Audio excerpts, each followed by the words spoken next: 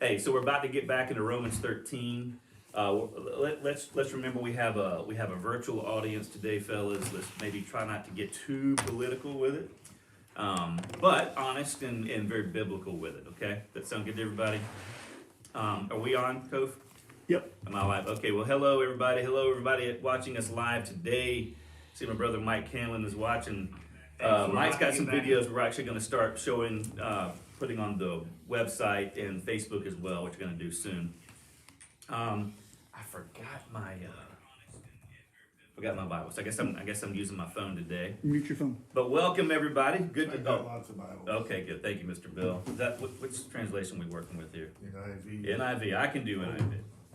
84 NIV, right? I think so. You think so? Okay, very good. Well, good to see everybody today. Welcome to the Bible study today. We have some interesting things to talk about here at the Man Cave today, where everyone is welcome. Even the ladies are welcome during the Bible study part. Hey, We're so glad that you're here. I'm going to turn myself down right now so that we don't hear me talking twice. That would just be no fun. So we started our discussion last week briefly, and we got a little distracted. And that's okay. These things are interesting, and particularly when we get into the practical side of being Christians, and that's what Paul is doing here in these later chapters of Romans. He's given us this wonderful treatise on who Jesus is, a very deep theological, complete theological treatise on who Jesus is and who he is for us and who we are in him and all that we have in him and all the deliverances that we have in Jesus and all those things. And then the last few chapters, especially beginning in chapter 13, in my mind, well, chapter 12 and now chapter 13. Chapter 12, Paul says it's reasonable to be living sacrifices. We've talked about that quite a bit. If Jesus has done what he's done for us, if we are who we are in Jesus, being living sacrifices is a reasonable lifestyle. And he talks about that a good bit. Today, we're going to get into, okay, now that we're Christian, now that we're living in, we're saved in a fallen world, how do we relate to the world? You know, and in particular, he talks here about how we are to relate to the governing authorities. And since that's such a hot topic today, that's always a hot topic, but it seems to me that perhaps we're living in a season when that's especially a hot topic on everybody's mind, and everybody has an opinion on that. So for those of you at home, we're going to have some opinions here, but the scriptures are going to be our ultimate guide on how we relate to the governing authority. So we're actually going to kind of start over again today, if that's okay with everybody, with verse 1, and kind of go through these first 2 or 3 verses quickly because we covered those a little bit last week, and then try to get a little further in. So let's listen as God speaks to us. Romans chapter 13, verse 1. So that everyone must submit himself to the governing authorities. Everyone must submit himself or herself to the governing authorities, for there is no authority except that which God has established. The authorities that exist have been established by God. So we start off, friends, understanding, and ultimately what Paul is getting at here. How can you read that without laughing? Well, How can you read that without laughing? It's especially these days. It's difficult. Yes, It's okay. difficult, but it does put our contemporary days in perspective, does it not? Yes. It does, and ultimately, what God is saying here is, listen. You may be in love with the governing authorities. You may be the opposite of that, and maybe somewhere in between. But wherever you are on that spectrum, understand that they are there because of God's sovereignty. God's sovereignty, God's sovereign will and purposes have put them there. So everyone must. So we submit ourselves to the governing authority. Now, what does that word "submit" there mean? What does the word "submit" there? It's not being enslaved to the governing authorities. That's not that. It's not. Are we having trouble? Mm-hmm. Okay. Is it the sound? Because I've got it right here. No, it's the, it's, Oh, it's jumpy. Okay. So it's not that, we are to be enslaved. It's not that we can't, question the actions and whatever of our governing authorities. It doesn't mean that we can't be good Americans. Of course it means, since we are all Americans, it doesn't mean we can't. Of course we can do that. That's part of who we are. We get to speak our minds, and hopefully we don't lose that right anytime soon. We get to be a part of the process. But it does mean that God does expect us to be respectful and understand who the governing authorities are and to pray for them and to be respectful and Christian towards them. That's ultimately understanding that in God's sovereignty, He's the one that placed them there. Now, a lot of times, God will place people in higher position who He thinks is great, who are doing His will, whether they realize it or not. Sometimes He'll put people in place, and this is very, very much from the Old Testament. He'll put kings in place and leaders and rulers in order to teach His people a lesson, or to humble them and things like that, because maybe His people have gone astray a little bit. So oftentimes God will put people in place to humble them, to bring them back to Him, to bring them back to God. So all these things we understand, and I know we have a lot of opinions in the room and among our church and in Christendom, among the current governing authorities, but ultimately we want to pray for our authorities. They're the ones that God has put there, and be respectful of the position that God has given them. Anybody want to jump in here? That makes sense to everybody? I think the respectful part is critical. Yes. We've all gone our different ways and different sides in very, very severe times. Let's put it that way. Sure. And we've kind of forgotten that what that position holds. Right. And if God put that, to me, it's like God made the position. Yes. For a reason, and that reason is that we should respect that. We don't have to agree with everything, Right. But let's stop the finger pointing and let's Exactly. try to work together. No doubt. And listen, it should never be something that divides the church. Right. Ever be something that divides it. I have some very, very close friends with whom I disagree with extremely politically. And listen, these days, and I think a lot of people don't understand what's happening. It depends on which news network or where you get your information from. They don't really understand what's really happening to some other people. That because it's just that, to me, my biggest concern is the objectivity of the reporting is my biggest, and listen, from every part of the media and reporting out there. That's why these little mom and pop YouTube channels are popping up and doing great, because they're, anyway, okay, so verse 2, so understand that because of God's sovereignty of the people there. Verse 2, consequently, he who rebels against the authority is rebelling against what God has instituted. Again, this is God's sovereignty, and those who do so will bring judgment on themselves. Now, the word here for rebel is a little bit stronger, and it's just the kind of people who are rebellious just for the sake of being rebellious, right? Who just, they want to rebel against everything. Again, it's okay to pray for these people. It's okay to say, hey, I think what you're probably doing here, so senator or congresswoman or whatever, is probably not the best thing. It's okay to do that, but rebelling against them, starting movements against them and things like that, that's where God says, hey, Christian, let's maybe pump the brakes on here a little bit. So, and again, these are general rules to follow.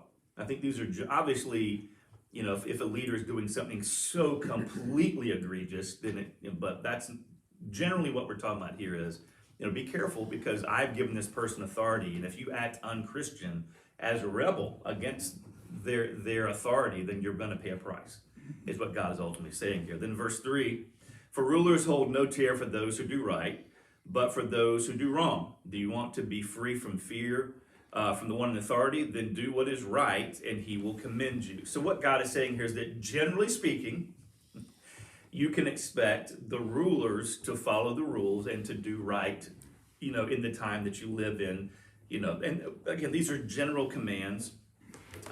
Go ahead. And more or less, Yes. in the last 2,500 years, things haven't changed really. That's right. The Roman Empire of those days Yeah. to the whatever we're calling this world now. Yeah, well, the republic we're in was originated in the Greco-Roman culture way of thinking, their way of governing, and it's trickled down for the last couple thousand years. You're exactly right about that. There are obvious differences, but the representational republic kind of government was originated back then. What bothers me, I think, more than anything now is you have to pick a side. So when these Right. people are voting, Yes. they're not voting what they really feel. They're voting for whatever their side votes for. Right. And what concerns me about that is that what these people know is that if I go against my party, they're going to blackball me. Well, yeah. And so and the chances of me being reelected are nil, and so I think there's something like that going on right now to where these people aren't voting what they think's right and wrong. Sure. It's what they're fixing to vote on today, the new stimulus. Yeah. It's going to be 50-50. Right. We already know before they go in and vote. It's going to be 50-50. Right. The vice president's going to put the vote in to make it pass. Yes. And so we already know that now. I'm like, why aren't we getting votes that are, where some Republicans vote yes or no, and some Democrats, and we kind of come together and kind of see what's going on here. That's not going to happen. It's just we've gone so far down this road to where we think this is right, and now we're in a position where we can make you do what we want you to do. Yeah, you would hope something is, and I don't want to get too much in these weeds. I want to kind of stay in the word here, but you would hope something as consequential as what they're voting on today would be something more than a 50-50 kind of vote. You would hope that would be true, and I think that's what we should expect. Again, but according to the word here, God calls us to respect them still and to pray for them, and doesn't mean we can't speak in the appropriate ways. Tell people, hey, we think, call your congressperson. Hey, we think this is wrong. We think you should do this and that and the other. I think we all have opinions on motivations here and what these leaders are doing. But we're getting to the point where call your congressperson isn't doing a thing It for doesn't you. do it. You're not changing this I person's agree. mind. Well, and so He's it's, been there for a while. So I think Yeah. the natural road to go down, which Rome found out, was eventually you go to more of a socialist, more of a, Right. you go down the road of okay, then we're going to have one person in charge because multiple people can't get along. Right. So you kind of go back to a monarchy kind of way of thinking. Which is a whole And nother so- whole nother can of worms. Yeah, absolutely. All right, so verse 4 says, "For he is God," speaking of the servant, "for he is God's servant to do you good. But if you do wrong, be afraid, for he does not bear the sword for nothing." So God has given him or her the right to bear the sword or to bear punishment. He is God's servant, an agent of wrath, bringing punishment for the wrongdoer. And listen, even in our time and day when we are bitterly divided, from a local level at least, generally speaking, the police and the local authorities, especially, if you do wrong, you get arrested, you get a speeding ticket, you get whatever. And if you don't, if you live a peaceable life like I do, like we do it here in this room, we get to go home every day to our families, and so that's really what he's getting at here. And he's saying just be respectful, because and what he's getting at, the Christians were saying, hey, we have this Jesus thing now, all this power and this truth. Obviously, there's all this corruption in the Roman Empire. Let's find let's find every little way we can do to cause problems in the society we live in. And Paul's saying, no, that you pray, you worship, you do what you do, and let God overthrow the big thing, which 300 years later he did, right? Mm-hmm. But as far as living your everyday life, live it respectfully and in respect for the authorities over you. Well, like I said, it comes down to, Lord, I trust you. I don't always understand what you're doing, but you see the big picture, and I don't. Right. So you're like, so you're doing what you're doing for a purpose. Yes. And so that's what we have to trust. Well, listen, yeah, right. We trust that God's sovereignty is in operation all the time. Mm-hmm. And that's all I'll say now. Okay, verse 5. Therefore, it is necessary to submit to the authorities, not only because of possible punishment, but because of conscience. Because of the Spirit of God speaking, that's the word there for conscience, because of the Spirit of God speaking inside of you to do the right thing, to keep us from having bitter spirits about us, keep us from having bitter hearts and minds and good consciences towards other people.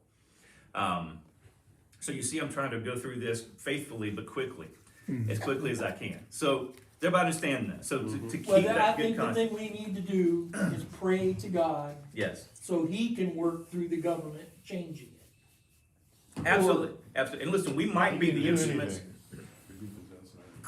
We might be instruments through which that happens, but we need to do it in a Christian and loving way. Okay, verse 6. This is also why you pay taxes. For the authority, I'm not going there. For the authorities are God's servants who give their full time to governing. Some of them have given their whole lives to governing, they would tell us. They've given their complete life to governing. Some would say there should be term limits, that way there's no professional politicians. But I digress. Give everyone what you owe him. If you owe taxes, pay taxes. So whatever the reasonable taxes are, pay those. If revenue, then revenue. If respect, then respect. If honor, then honor. And you just have to hope that the taxes are reasonable. And honestly, if you understand the taxes that the ancient Christians and Jews had to pay compared to what we pay now, we complain about taxes, and I think rightfully so sometimes. I don't complain about the amounts I pay. I complain about where my tax money goes or anything else. But they paid way more taxes than we do today, as far as modern Americans. The Christians that Paul was writing to, they had a much higher per capita tax burden because the Roman Empire, because there's a lot of the local and empire-wide authorities taxing everybody. Verse 8, let no debt remain outstanding. Now, I think this is part of the curse of the last generation or two. Topher and I grew up in if you want it, you go borrow it and pay it off after you have it, right? You hear me talk about Aubrey Harvey from my first church all the time, Mr. Aubrey Harvey. And Mr. Aubrey used to tell, Jeffrey, you young people, y'all go out and borrow and buy stuff. So back in my day, if we couldn't afford to pay for it all at once, we wouldn't buy it. And they didn't owe anything. Mm-hmm. And listen, these old farmers, you laugh at them all you want. You got an old farmer in a 100-year-old house with 100-year-old furniture, and they literally got $1 million in the bank. That's just how they lived. They were children of the Depression, And I'm not joking. I'm not going to say the name, but the daughter of one of these old farmers, I don't know why she told us this. She told us one day, she goes, yeah, Daddy's got $1.2 million in the bank. And the guy drove a 50-year-old truck, had a 100-year-old house. You wouldn't think. And he had a farm, and of course he worked in a factory too, had 100 acres where he did chickens and cows. Had $1.2 million in the bank. And of course, occasionally, every year, he'd write us $20,000, $30,000 check at the end of the year. Right. I think, where in the world did he get this money?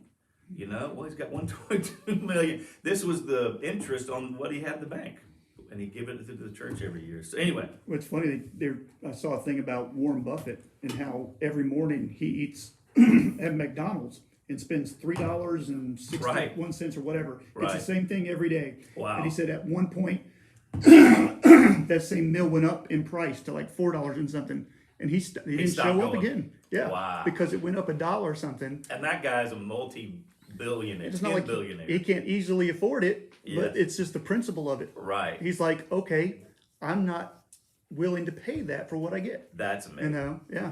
That's probably why he's got the money he has, because he thinks in those terms. Yeah. So let no debt remain outstanding except the continuing debt to love one another. Isn't that a bumper sticker? Don't have any debts except the debt for love. Oh. Except that you owe love to everybody you know. Isn't that a great bumper sticker? For he who loves his fellow man has fulfilled the law. Our discipleship group's been talking about this a little bit, not the love part, but the fulfilling the law part. Isn't it amazing that Jesus simplifies the law? Just love, just agape everybody, agape God and agape everybody else, and you will naturally keep the law. And Paul is trying to establish that principle here, to that simple living in love. And this is where that conscience comes in. Not hating, not being angry at the politicians, not letting your heart be angry towards them, because it's impossible to love them with that anger and hatred. Doesn't mean we can't completely disagree with them or agree with them or whatever. But let love rule the day. Are so angry that whichever the other side is, Mm-hmm. they can no longer communicate effectively. Right. Mm-hmm. They're Right. it doesn't matter what the subject is. Right.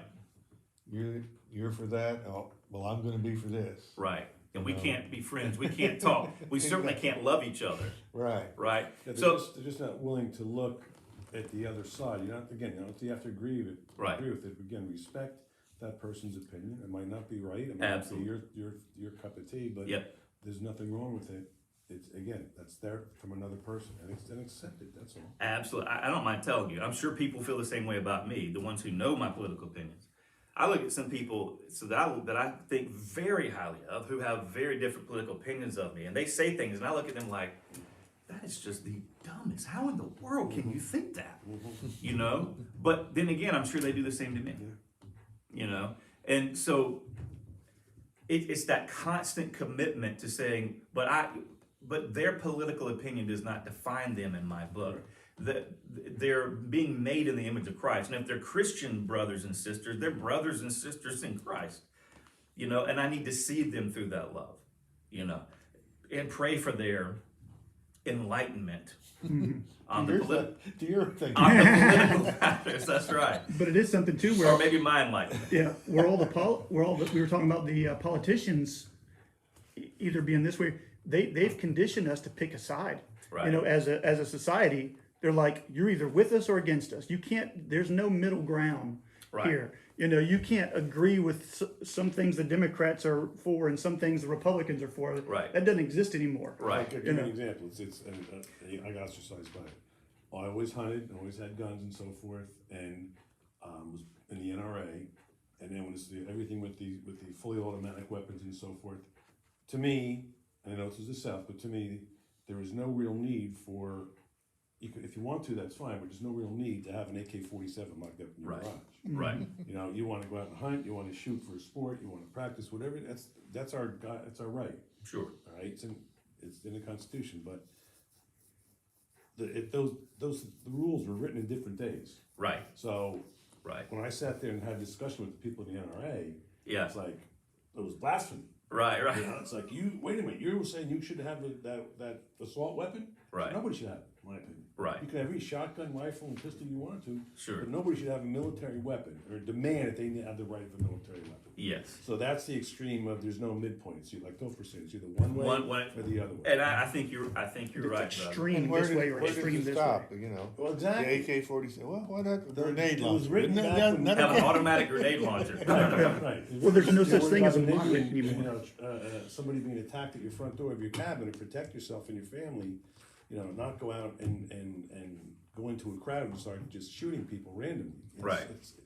It's not applicable to today's world, and that's why I Right. could not get my point across. So I left. I left the NRA. Sure. Well, hey, that's one of those topics that really gets emotional. And I listen. I have extreme opinion, not extreme, but I have strong opinions on that front too. Although I do think that there's a middle ground, a reasonable middle ground that can be reached. Well, I think Even too on is that. you have to look at the aspect like Hugh Autry. He had an AK-47. He didn't go out and shoot it. Right. It was more of a showpiece or something, you know, to that effect. Right. And yeah, so I think some people have that. Some people collect guns. Sure. You know, and like I said, I collect guitars. Like, you know, I'd hate to say, well, you can't take that guitar because it's made out of harder wood and It's like more Dick's dangerous. stuff. The Dick's store, they got rid of all their guns and everything, and the primary driver for that was because the mass shooting in Connecticut, Right. Sandytown, Sure. that they were purchased at Dick's, those weapons. Oh, I didn't realize that. So kind of to save themselves. And I understand, it's, Well, I it's been get political that. for a while, but, you Yeah. know, there's people coming in the store, and being from up north, it's certainly a lot different in the south. Sure. But, I mean, up north, I had to wait 4 weeks to get a shotgun. Really? Yeah, I had to get fingerprints, FBI background, and everything else. For a Handgun- shotgun. Yeah, handgun was I'm sorry, no, a shotgun was 3 weeks, a handgun was 6 weeks. Wow, because it used to be if you were of age and you didn't have a Used to record, be. you could walk with a shotgun. Up You could there. walk out the store with it. Up there. Not a handgun, but a shotgun. Interesting. That was it. So, again, that was the philosophy of, okay, this is, and I understand it's a horrible thing because the children were involved. Yeah. And politically correct thing to do is let's stop selling the weapons. And Right. most stores, in some cases, they're just not gonna get away Well, with listen, that. and that's to your and Topher's point earlier. Obviously, that's a horrible thing, and we need to do something in Right. those moments. But we always go to one extreme or the other. Right. Completely stop selling guns, or then people on the other side will we're trying to legislate love. Right. Right. So, and that's what Paul is getting at. So let's take a step back and take a breath, and as Christians, let's respond in love. And I don't mind telling everybody, I'm a strong Second Amendment guy. I am. I believe very much in it. But I do think if we react in this subject in Christian love, there's some places we can all meet that makes sense. You know, to Rick's point a minute ago, there are places that we can meet in this Isn't discussion. that what made this country? I mean, that's when all the immigrants came to Ellis Island and from all different backgrounds and languages and beliefs and so Right. forth. Yes. What made this country great was coming together. Yes. And like that. And now it's just the exact opposite. Well, I'm gonna find out what what's wrong what with you, helped you're gonna find out us? what's wrong with me. What helped us then? You're exactly right. What helped us then, and we'll stop it here today, is that the overwhelming majority of those immigrants were coming from European descent and Protestant and Christian. They were Christians. Christians, yeah, it's true. So they might be different language, but they were serious about their faith. They had cultures of faith, cultures of Christian faith. So that really helped us. And it's not that simple. I'm a student of history, but that was a huge part of it. They were, even the Jew, you know, Maryland was started primarily as a Jewish, not primarily, it was a large Jewish state. That's what, you know, that's where Lord Baltimore and all that, through all that. But even that, it was still the Judeo-Christian philosophy, you know, and the Catholics, or excuse me, is Catholic and Jewish. That's kind of how Maryland started. So a lot of the assumptions were still there. What we don't realize is the far left and the far right have no middle ground, and they're the ones with the loudest voices right now. So anyway, so Christian love, as we conclude today, according to the word here, is that fulfilling of God's law. And whenever the world is living under the auspices of God's law, we do well together. When we can always go back to that, stand under that umbrella, regardless of what differences we have, we're safe under that umbrella because there are a lot of assumptions that we'll have together. Now the assumptions, the people arguing don't have the same assumptions anymore. So it's impossible. Let's pray. Our gracious Heavenly Father, we thank and we praise you for your goodness and your mercy. Lord, we honor you for your word. It speaks truth. It is life. Help us as men and women listening today to understand the wisdom of getting out of our political spirit emotions and stepping into the love of Christ. And the church has to do this, Father. If the church just becomes the biblical church again, we will begin having an influence upon our country the way that the church has done in the past and bring that healing.